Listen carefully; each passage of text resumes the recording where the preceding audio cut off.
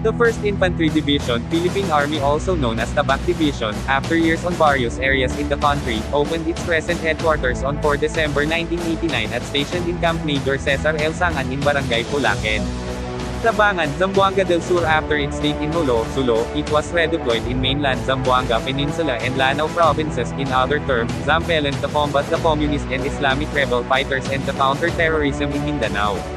Basilan, Sulu and Tawi-Tawi, also known as Basulta, and started the ongoing Islamic and communist insurgencies in Mindanao in southern Philippines on 1969 to date against the communist rebels of the New People's Army, NPA, and the Islamic rebels and bandits of the Moro Islamic Liberation Front, MILF, Moro National Liberation Front, MNLF, and the Abu Sayyaf Group, ASG. The headquarters of the 1st Infantry Tabak Division is located on a 422.81-hectare military reservation surrounding Barangay Upper Pulaken, Labangan, Zamboanga del Sur. This reservation was taken over by the division from Army Reserve Command ARSCOM on 16 August 1987. From being rugged and mountainous, it was slowly developed into a sprawling and thriving military camp with the help of the 545th Engineer Battalion, 52nd Engineering Brigade, Philippine Army. On 4 May 1991, the camp was named in honor of Major Cesar L. Sangan, who died defending the country's sovereignty against a superior number of MNLF forces of Barangay Malaning, Labangan, Zamboanga del Sur on 23 March 1973. Sangan was a brilliant scout ranger officer and a courageous fighter. Though twice wounded, he directed and covered his men until he was killed.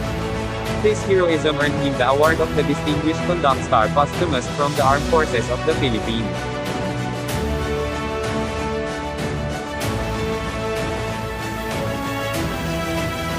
On February 1, 1970, the 2nd Infantry Brigade Separate was activated. Its first headquarters was in Camp Vicente Lim in Canlubang, Calamba City, and later, was moved to Barangay Sampaloc, Tanay, Rizal. Camp Capinpin, the present camp, was named after Brigadier General Mateo M. Capinpin, the intrepid commander of the 21st Division Philippine Army, United States Army Forces Far East, or USAFFE, who rose from the ranks during World War I. It is strategically situated 70 kilometers east of Manila at the foothills of the scenic Sierra Madre Mountains, at an elevation of 1,400 feet above sea level. On 19 March 1976, the 2nd Infantry Brigade was upgraded and reorganized as the 2nd Infantry Division, Philippine Army, at Camp Mateo Capinpin.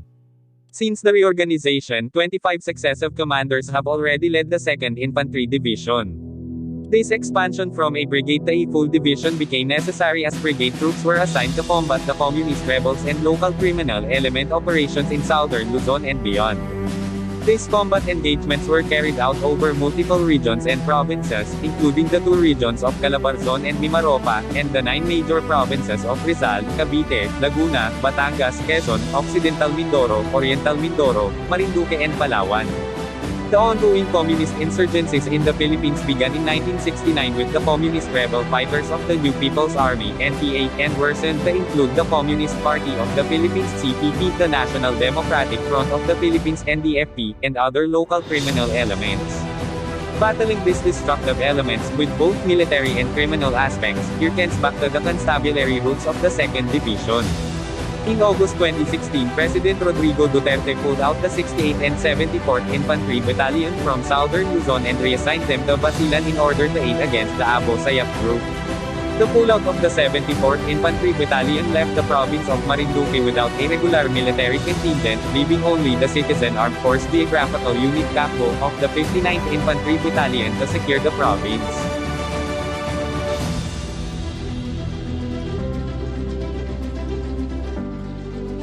The 3rd Infantry Division, Philippine Army was established and they stationed at the General Headquarters on Camp General Macario Peralta Jr. in Hamindan, Capiz. The local troopers of the Philippine Army 3rd Infantry Division was sending the combat operations in Visayas region and the engagements of the anti-communist operations.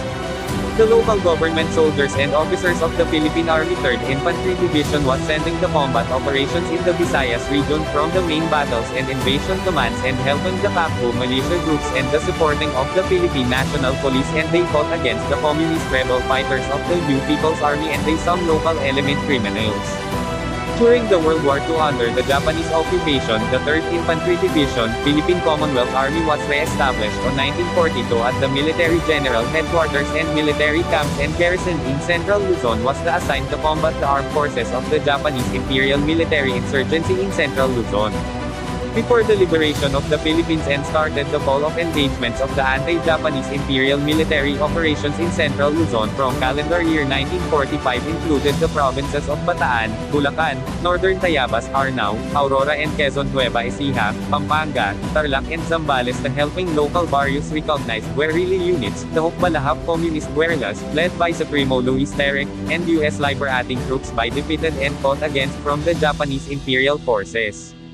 When the local troops and officers under the 3rd Infantry Division of the Philippine Commonwealth Army entering the local clearing operations in the province of Pampanga was found liberated and aiding the local Kapampangan guerrilla resistance, the Hukbalahap Communist guerrillas, the U.S. Liberation Military Forces and the Mexican pilots under the Esquadron 202 of the Mexican Expeditionary Air Force attacking the Imperial Japanese military forces begins the Battle of Pampanga on January to August 1945.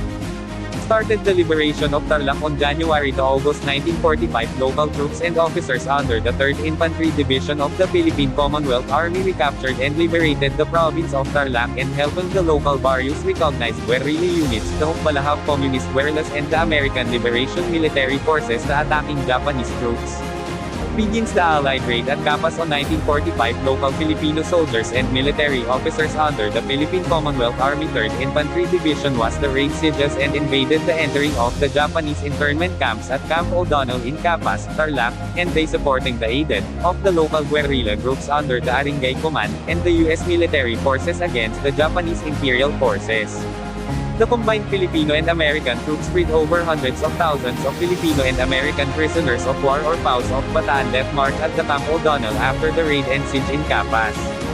Commonwealth Army was Armed Division Force was found establishment on 1942 to 1946 at the Military General Headquarters and military camps in Southern Luzon, Mindoro and Palawan in North and Eastern Visayas include the province of Leyte and Samar in Central, started in World War II under the Japanese occupation of the Philippines. During the engagements of the anti-Japanese operations in some parts in Southern Luzon, Mindoro and Palawan and helped them by the local guerrilla resistance and U.S. military forces against the Japanese Imperial forces. The division also participated in the liberation of Manila, Cavite, Laguna, Rizal and Batangas in Southern Luzon region, and some island provinces of Mindoro and Palawan of Northern Philippines and the Eastern Visayas, which liberated the province.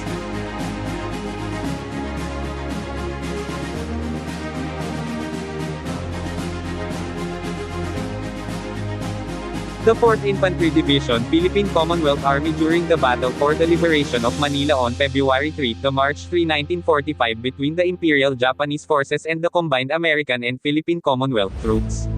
The 4th Infantry Division of the Philippine Commonwealth Army was sending the military operations around the capital city on February 1945 to aided them by the local resistance fighters and American ground troops and fought them the Imperial Japanese forces under by Navy Admiral Sonji Iwabuchi.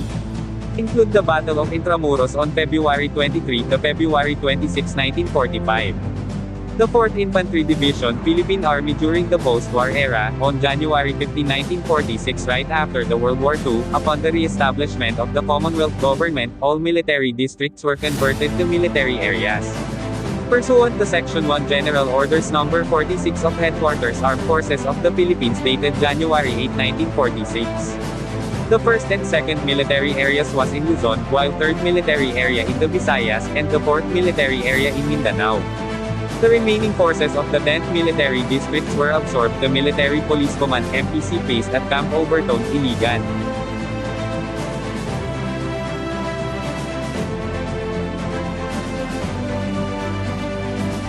The division traces its history to the organization of the 5th Army Brigade on October 16, 1972, as a major unit of the Philippine Army pursuant to General Orders No. 153, General Headquarters, Armed Forces of the Philippines with its station located in Camp Sevillano S. Aquino in San Miguel, Tarlac.